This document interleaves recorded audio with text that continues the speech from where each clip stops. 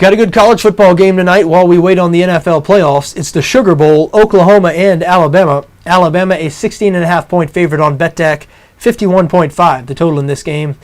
A couple of things strike me here. Number one, Alabama was clearly better than Oklahoma this season, no question about it. Number two, 16.5 points, a lot of points to be giving a team like Oklahoma. The Sooners, a quality team, 10-2 this season. They have NFL talent on both sides of the ball. They're nobody's underdog. They were favored in their first 8 games this season. Oklahoma usually favored no matter who they play. But as we said, Alabama was better than them this year. Throughout most of the season, Alabama looked like the best team in the country. Their only loss in their final game to rival Auburn. I'm sure you've seen the final play by now. Alabama attempted a long field goal, came up short. Auburn returned it 100 yards for the touchdown and the victory. The Tigers will now face Florida State in the BCS championship game. So Alabama left with sort of a consolation prize here, the Sugar Bowl. This is very similar to back in 2008 when a number 1 ranked Alabama team was beaten in the SEC championship game by Florida. Alabama went to the Sugar Bowl and were beaten handily by Utah.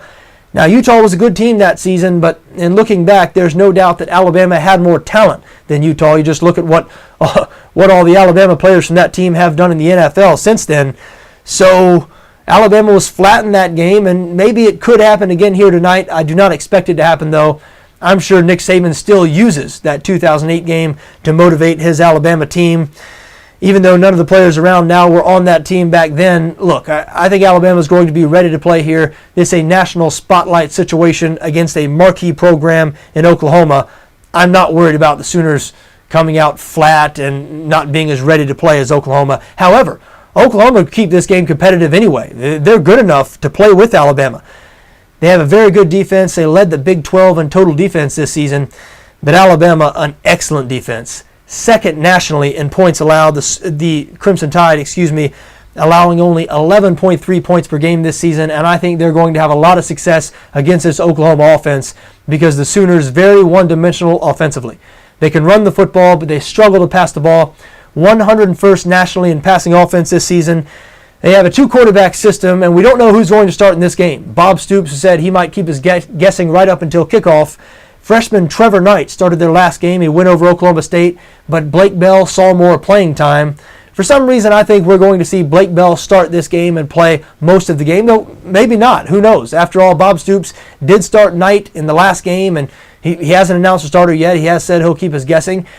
And when Knight's in there, they run the ball more. They run more read option. Knight, a freshman, very mobile.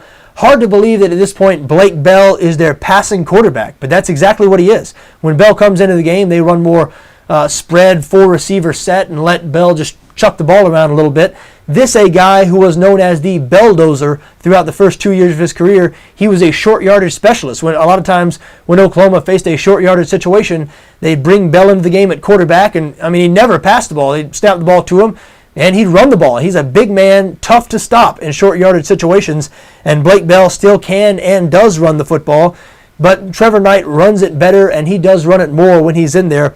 We expect to see both quarterbacks in this game. We actually saw 3 quarterbacks in the last game. We're predominantly going to see Knight and Bell, though. But neither guy throws the ball particularly well. As we said, Bell is their passing specialist now, but he was viewed as a big question mark in the passing game headed into this season. So I do not expect Oklahoma to have much offensive success against Alabama in this game, which is why my favorite bet here is under 51.5.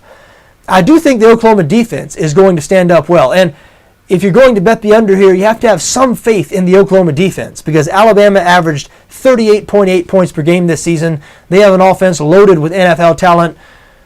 Senior quarterback A.J. McCarron, running back T.J. Yeldon, wide receiver Amari Cooper. They are stacked on that side of the ball.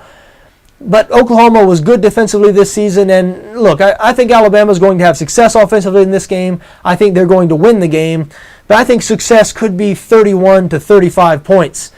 And if they score 31 to 35, are they going to cover? I'm not sure. It's iffy. I think it's going to be right in there. I predict an Alabama win, right in there, the 14 to 17 point range. But as I said, I think the under the best bet here, 51.5 the total. I think the Crimson Tide is going to shut down that Oklahoma offense. I think the Oklahoma defense might show up pretty well against this Alabama offense. I expect Alabama to win this game. I'm uncomfortable about the big number, so my favorite bet under 51.5.